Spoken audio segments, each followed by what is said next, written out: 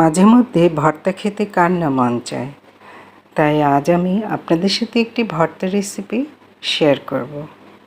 খুব মন চেয়েছে ভর্তা খেতে, তাই ঘরে থাকা একটি সবজি দিয়ে মজা করে একটি ভর্তা বানিয়ে ফেললাম। আশা করি ভর্তার রেসিপিটি আপনাদের ভালো লাগবে। ভিউয়ার্স, এই ভর্তা করলে ভাত একটু বেশি রান্না করতে হয়। হ্যালো এভরিওয়ান, সবাই কেমন আছেন? আশা করি সবাই ভালো আছেন। চলেন একটি পটলের ভর্তা রেসিপি দেখে নিই। এখানে পানি নিয়ে নিয়েছি একটি বাটিতে, আর যে কয়টা পটল নিব সেই পটলগুলো পানিতে ছেড়ে দিলাম। পানিতে ভালো করে পটলগুলো ঘষে ধুয়ে নিচ্ছি। এই পটলগুলো আপনারা খোসা ছাড়িয়েও ভর্তা করতে পারেন, আবার এভাবেও করতে পারেন, তবে আমি কিছুটা খোসা হালকাভাবে ছাড়িয়ে নিচ্ছি। ভিউয়ার্স, এই পটলের ভর্তা কে কী পছন্দ করেন কমেন্টে জানাবেন। এভাবে পরিষ্কার করার পর আবারও পানিতে ধুয়ে এবার কেটে নেব। দেখুন, মাঝখান দিয়ে দুভাগ করে এভাবে ছোট ছোট পিস করে কেটে নিলাম। আর ভর্তার জন্য এখানে নিয়ে নিলাম শুকনো মরিচ, আর নিয়ে নিলাম রসুন কুচি আর পেঁয়াজ কুচি। রসুনগুলোকে কুচি করিনি, কোয়া হিসেবেই রেখেছি। এবার এগুলোকে ভেজে নেব। কড়াইয়ে তেল দিয়ে দিলাম 2 টেবিল চামচ। এই তেলে পটলগুলো ভেজে নেব। সামান্য লবণ দিয়ে দিলাম, আর একটু হলুদ দিয়ে দিলাম। আপনারা চাইলে হলুদ নাও দিতে পারেন। এবার এগুলোকে তেলে নেড়েচেড়ে ভেজে নেব। একটু সেদ্ধ করার জন্য ঢেকে দিতে পারেন।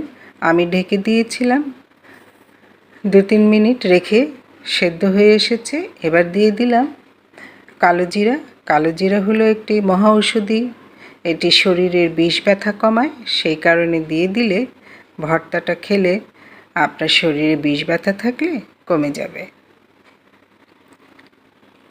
এভাবে নেড়েচেড়ে সেদ্ধ হয়ে এসেছে, এবার তুলে রাখলাম। আবারও কড়াইতে 2 টেবিল চামচ তেল দিয়ে এবার দিয়ে দিচ্ছি রসুনের কোয়া, পেঁয়াজ কুচি আর শুকনো মরিচ। ঝালটা আপনারা আপনাদের স্বাদ অনুযায়ী কম বেশি করে নেবেন।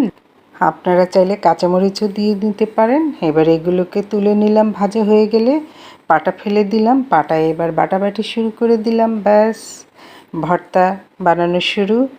আপনারা চাইলে ব্লেন্ডার জারেও করতে পারেন, কিন্তু পাটায় বাটার ভর্তার স্বাদ কিন্তু অতুলনীয়, সেটি সঙ্গে কোনোটারই তুলনা হয় না।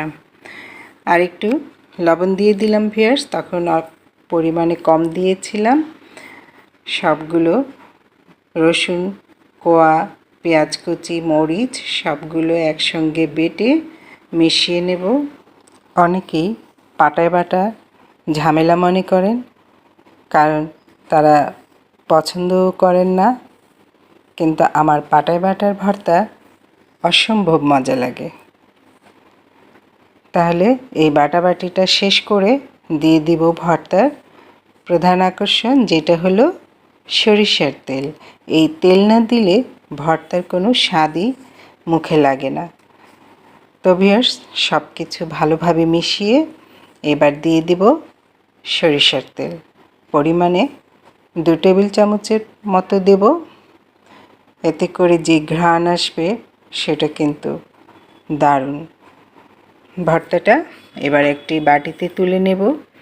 ভিউয়ার্স, যারা আমার এই পেজ থেকে দেখছেন তারা পেজটি ফলো দিয়ে রাখার অনুরোধ করছি, আর ভিডিওতে একটি লাইক দেবেন। যারা চ্যানেল থেকে দেখছেন তাদেরকে অনুরোধ, চ্যানেলটি সাবস্ক্রাইব করে পাশে থাকা বেল আইকনটি প্রেস করে দেবেন, আর অন্যদেরকে দেখার সুযোগ করে দিবেন ভিউয়ার্স শেয়ার করে। তো আমার তো আর দেরি সইছে না, ভাত নিয়ে নিলাম, শুরু করে দিলাম ভর্তা দিয়ে খাওয়া। খেয়ে দেখুন ভিউয়ার্স, দারুণ হয়েছে।